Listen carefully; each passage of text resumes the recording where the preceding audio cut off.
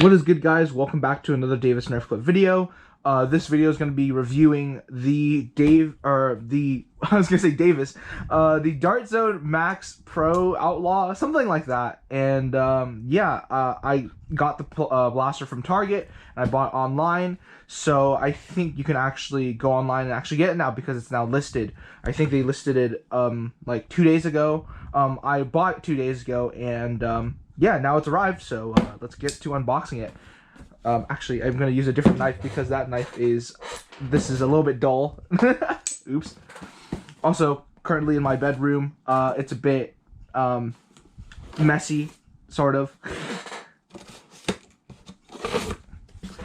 I must be breaking a lot of knife rules. Also, my knives aren't really the greatest knives. Did I cut that all the way? Oh no, I didn't. Always having a hard time with these unboxings. There you go. Alright. I don't know why Target has given me such a big box for this blaster, because it's not even, I mean, maybe to fit it like diagonally, but like, I don't think they need that big of a box. Huh, interesting. We're just gonna pop those later and put that aside. But yeah, this is the Dart Zone Max Outlaw, so there is no Pro. Okay, all right. And from what I've seen, there apparently is, or I heard there was slam fire, but that doesn't make sense for this type of blaster. There's iPro though, very nice. And from what I heard, there's 2 cylinders. The one in the blaster is a fake cylinder. Makes sense. And yeah, you can actually open it up and look at it. Looks very nice. It's within the color scheme, or it's a new color scheme actually, because the Dart Zone like series actually is gray and red, but this is more of a white or kind of color. Very interesting. Let's get this out of the box because yeah, let's actually like get a feel for this thing with my not so great knife. There's another actual thing in there. Actually, is there any way to open this easier? I mean, I feel like there might be an easier way to actually go through this. Oh, I would have to peel it off? Doesn't sound right. Oh, here it is. Go through the side here and actually open it like that. There you go. See, that's much more, that's nicer. Huh, it comes with a manual. What the heck is this? Oh, it's the type of darts. Okay. And chili darts. And let's just put all that aside. Do not return to store. Do you think I'm gonna be returning this? No way. And yeah, let's actually, this makes it much easier to actually open it up. Is there one more? Oh, there is. Let's just yank it. Okay, maybe that's not a good idea. There you go. Huh. Very, very nice. Oh, the trigger actually activates the... What the heck? That's cool. That's very nice. Is this metal? Oh, that is metal. That's also metal. Oh, this is nice. Quality-wise, this feels really good. Is it spinnable? Very spinnable. Safety. Man, it's a... I have to say it's a bit bigger than I expected, but I mean, at the same time, it feels really, really nice. Rubber part here for the AH seal, of course, and the rotating mech indents a little bit to actually fit the fit the actual cylinder. This is not a Picatinny rail. Interesting. I don't know why that's not a Picatinny rail. It's like a makeshift one, huh? Orange tip. Yeah, overall, very, very nice. It's very slim, and I don't know if you can see the sight picture, but I'll give you a picture of the sight picture on the screen right now. But yeah, let's get these cylinders out and actually, you know, load this thing up because I can't wait to see how this fires. How the heck do I have to should I just yank it? Oh, fuck, I'm just gonna yank it. Cool. Oh. Man, I thought these would be somewhat flimsy, but that's actually it's actually solid. Very nice. Comes with the Dart Zone darts, but I already have that. What are they called? Pretty much blanking. Let's get this little pamphlet out. The ruby darts, that's what they're called. It comes with the ruby darts, but I already have some over on the counter over there. I'll just grab those and use those instead. And let's just yank everything else out. iPro that I'm gonna probably not use and give to someone else. And then darts. Wait, I feel like there might be a better way to get these out without actually squishing them and ruining the quality. Can I just... Is it possible? Oh, you have to cut along the back. Okay, I'm just gonna do that.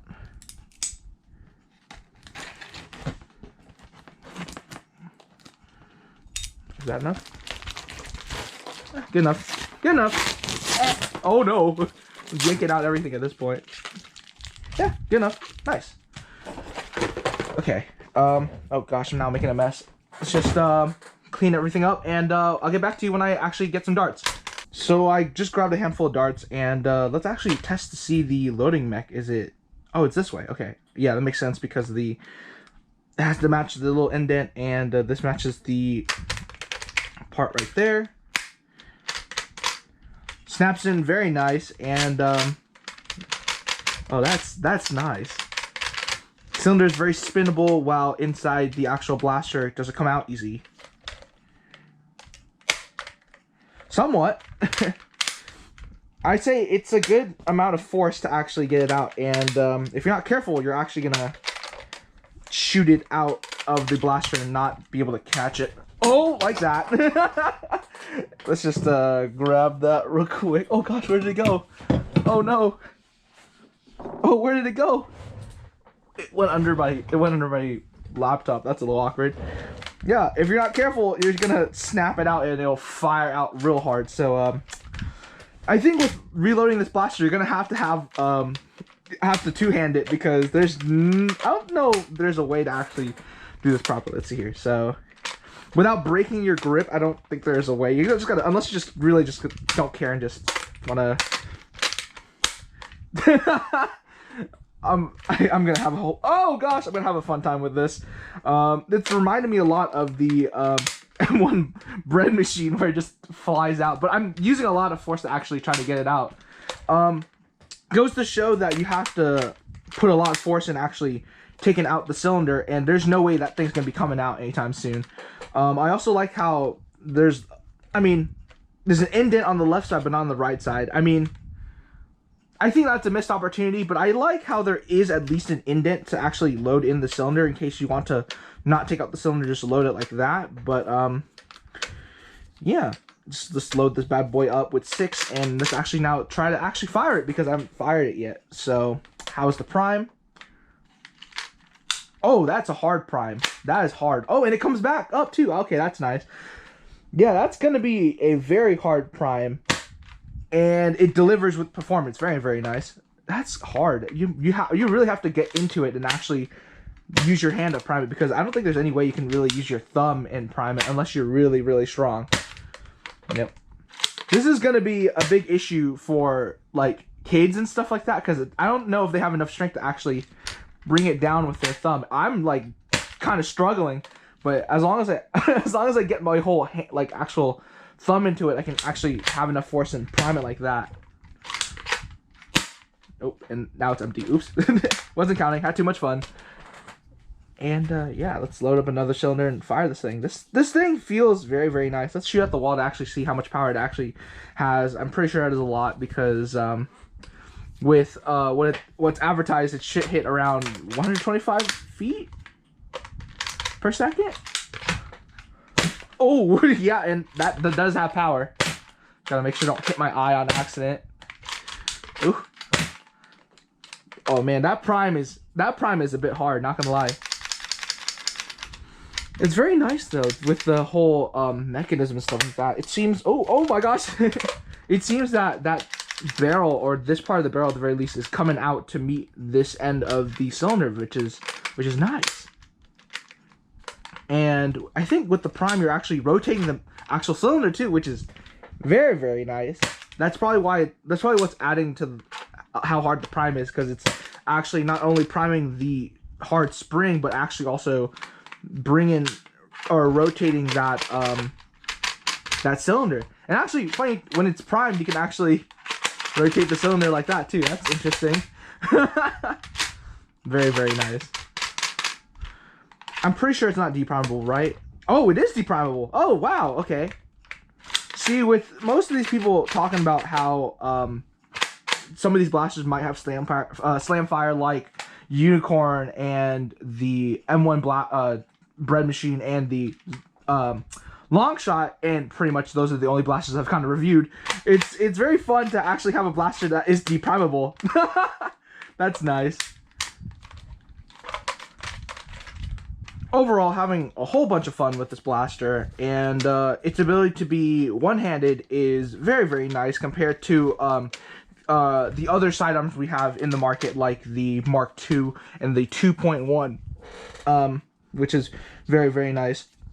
With those blasters, you can't really one-hand them because they're sort of top prime only, so it's a little awkward to actually, you know, one-hand a top prime blaster, because I don't think you can actually do that.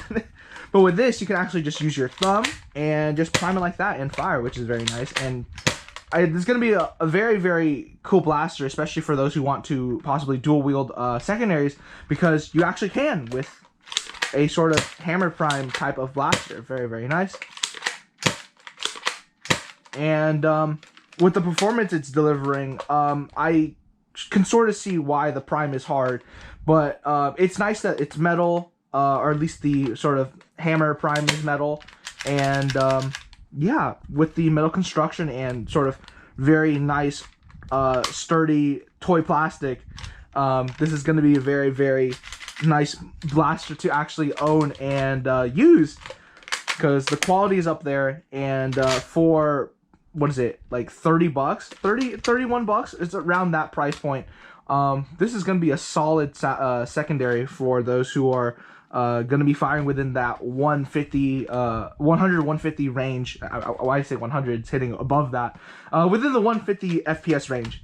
Not too sure about other ranges, but I mean, it is a secondary. You're going to be using it for probably as a last-ditch effort, and you can possibly use it as a primary, but I mean, for above 150, it's going to be a little hard to justify using a blaster that is hitting under the FPS point of, you know, 150, because if you're going against like 200 FPS or 250 FPS blasters, I don't know why you would be using something that hits below those unless you're using it as a last standoff secondary blaster.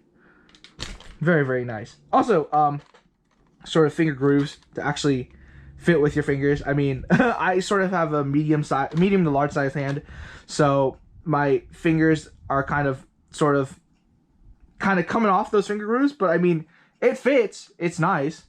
And safety and the actual fire mechanism is actually usually at a good spot for your index finger to actually just go in, bring that safety off, and fire.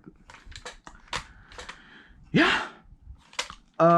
Also, again, missed opportunity to actually have an indent here to load like this, but that's fine. And yeah, positive marks all over with this blaster. And yeah, totally forgot to actually get a chrono and chrono values. And also to just for those who want to fan the hammer, you're probably gonna have a hard time trying to do that, because the prime goes down all the way to here, which kind of interferes with your grip, because if you have your grip sort of in a position where you're in the way of that, you're not going to be able to prime the blaster all the way, because you're going to be hitting your hand. You're going to have to adjust your grip to actually do it.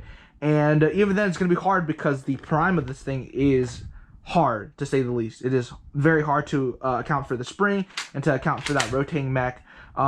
Albeit the rotating mech is not, you know, adding a lot of strength to the actual prime. It's mainly just the spring. Let's see if I can actually now get some values for you guys. 11.7 or 111.7, 101.3. I think that hit the side though. I'm just gonna try to find another one. 119.8, 120.9, 120.7, 119, and I'm out for this one, so let's give it a reload. Oh, that's so satisfying. 121.7, 119.6, 120.2, 116.6. I don't know if that was 10 shots, but we can add a few more just in case. 104.6, I think they hit the side of the chrono though. And our last shot, 111.8. So hitting below that 125 FPS mark, which I'm a little surprised. I thought I'd be hitting just a tad bit harder, but you know, sometimes expectations are lowered and are not met, but that's okay. Hitting around the 110, 120 range, I think that puts our average around 115, give or take. Could definitely be wrong. I can calculate that and give you a estimate on the screen. And yeah, no, I mean, for a blaster like this, like a secondary, obviously, you know, it's gonna be great for those last ditch efforts to try to pop off a shot before you get tagged. And yeah, with 115 FPS, that's not bad considering like what are our FPSs for the other blasters, like 120-ish. It's sort of a little bit under, but you know, for a sidearm that you can one hand prime and fire off, I'd say that's a very big positive compared to the those where you actually have to top prime and fire. A few final things to say before I send you guys off about the Dart Zone Max Outlaw. So remember when I mentioned how the barrel kind of comes out to meet with the cylinder, right? You can't single load it and actually fire it without the cylinder, because the cylinder is what makes up the barrel between the rubber part, or the rubber gasket, and the actual barrel. If you fire it like this, you're gonna end up shooting air through this big hole, and you're not gonna be firing your dart. So again, you need your cylinder, and it also needs to be in the correct sort of orientation for you to actually be able to pull the trigger, because if it's sort of offset, you're going to be hitting the part of the cylinder that shouldn't be meeting, because again, pulling the trigger sort of makes the barrel part come out, and if it's offset, you're not going to be in the right sort of spot to actually have that barrel come in and meet the cylinder. Also, I thought that the actual barrel piece that is coming out is actually a separate part, or separate metal part that sort of moves around, so that way you can actually have a seal to metal and fire through the metal barrel. But it's actually the metal barrel, I don't know if you can see it, but the metal barrel actually moves, and you're actually moving the whole barrel to meet up with the actual rubber part and the cylinder, and create the seal. I thought that was actually pretty cool. So yeah, hopefully this was an enjoyable review of the Dart Zone Max Outlaw, and I will see you, oh my gosh, in the next video or review. Peace.